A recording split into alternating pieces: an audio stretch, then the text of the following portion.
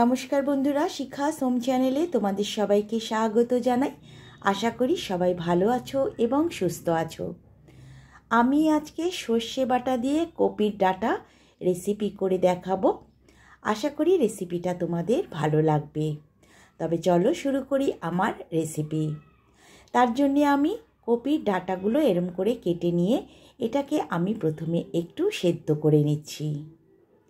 আর এদিকে আমি 1 চামচ সর্ষে, একটা কাঁচা লঙ্কা আর সামান্য একটু লবণ দিয়ে এটাকে আমি পেস্ট করে রাখব।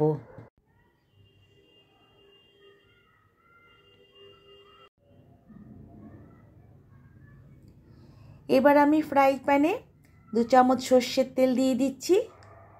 তেলটা গরম হলে আমি একটা আলু এরম করে কেটে নিয়েছি। আলুটাকে প্রথমে আমি ভালো করে একটু ভেজে নেব।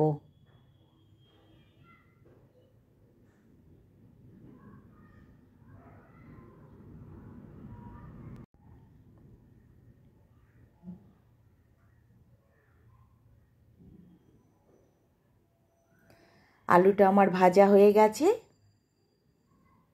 এবার আলুটাকে আমি তুলে রাখছি। ওই তেলের মধ্যেই আমি 1/2 চামচ মতো 5 ফোড়ন দিয়ে দিলাম। 5 ফোড়নটা ভাজা হয়ে গেলে আমি এর মধ্যে কপির ডাঁটার আলুটাও দিয়ে দিচ্ছি।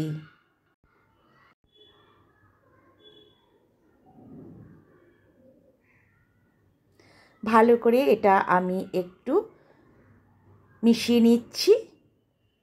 এবার আমি স্বাদ মতো লবণ আর আমি 1/2 চামচ থেকে কম হলুদ দিয়ে দিলাম।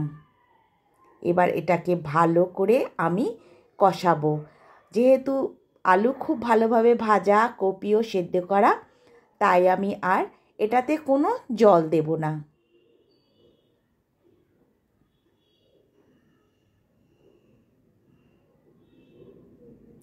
এবার আমি পেস্ট করা সর্ষে বাটাটা দিয়ে দিচ্ছি। তার সাথে 1/2 চামচ আমি চিনি দিয়ে দিলাম।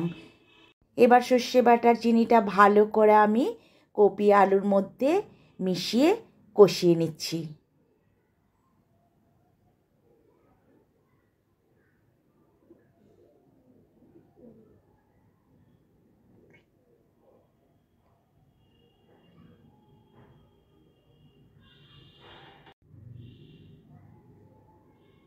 আমি খুব ভালোভাবে কষিয়ে নিয়েছি।